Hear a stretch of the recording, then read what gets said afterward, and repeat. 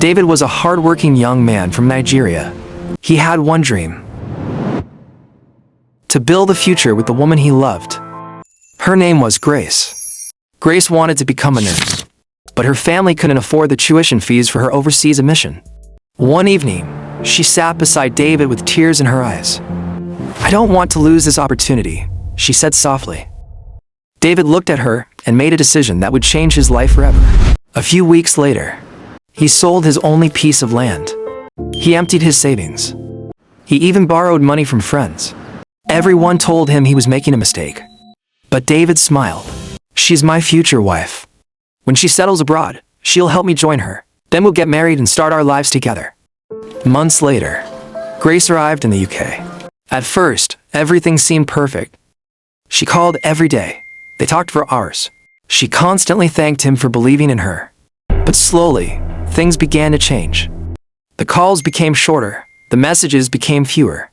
Excuses replaced conversations. Then one day, she stopped replying completely. David became worried. Weeks turned into months. Still nothing. One evening, a friend sent him a photo. The moment David opened it, his heart nearly stopped. Grace was standing beside another man. Not just standing beside him. She was wearing a wedding ring. David couldn't believe it. He immediately called her. This time, she answered. There was silence for a few seconds. Then Grace spoke. "David, I'm sorry. I never planned for this to happen."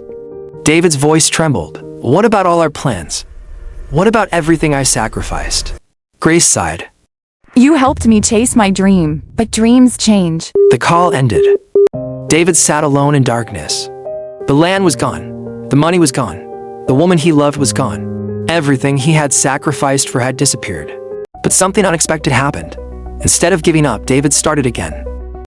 He worked harder than ever. Years later, he built a successful business.